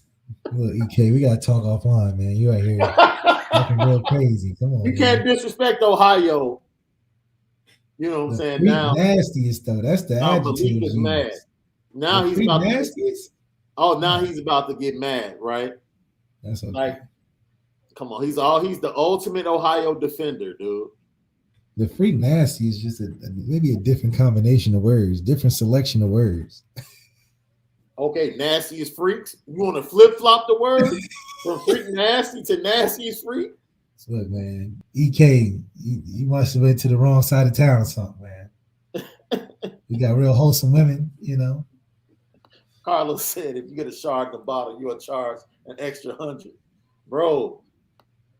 Like that's disturbing. Man, get your money, man. We ain't gonna hate on you. Get your money. No, we definitely not gonna hate.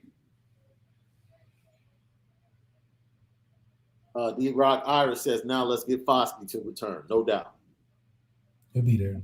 No doubt. So next week we're gonna have a special show. We're setting it up. We want you guys to get locked in. Next week, we're gonna settle an argument between myself and my boy. Okay. We're gonna talk about the best 5 teams of the previous era. And which team was very important conversation. Right? Bringing receipts, video evidence. You can bring what you want to bring, bro. Supporting evidence, closing arguments. Bring it all. Dissertations and stats. I'm bringing all of that. Bring it all. Okay. My team had the better quarterback. Okay. Look, now we got to really end it before we I'm being petty. Another 2 hours. I'm being petty right now. So he believes I'll put mine out there. I believe the 2018 team was the best team. And I'm sticking to it. Yeah, we'll see if you're sticking to it after I come with these facts. Bring your dissertation, my brother. Bring it. Crazy. 18, really? Why, dude? Why gotta be? This is a safe zone, man. It's a safe space. I'm saving my ammo. Don't even worry about it. I'm crazy now. Oh, EK said his ex-wife is one. EK, you dealing with some stuff, man. You might need to go sit on the couch. It's personal, man. Dude, it's personal for you. Our heart goes out to you, man. Thank you for everybody that tapped in today. We'll be back next week with more guests. We got a lot of guests lined up for you, especially after the NFL season is done on Monday. So we look forward to getting that content to you guys. Also, you guys asked us for our breakdown of the 2023 quarterback class. It's coming. We re-aired that on yesterday at 4:30 p.m. So you should be able to see it in the archives, the 4 quarterbacks from the 2023 class. There are a couple of more that we probably would get in the coming weeks. So for my guy, Malik Zaire, as always, we're featuring and brought to you by Onora Whisky. Go to OnoraWhisky.com, that premium American whiskey, OnoraWhisky.com. So for my boy, Malik Zaire, the original Lucky Lefty himself, I am Shaun Davis. Man, have a great weekend. And as always, spend it different. We'll see you guys Monday at 9 a.m.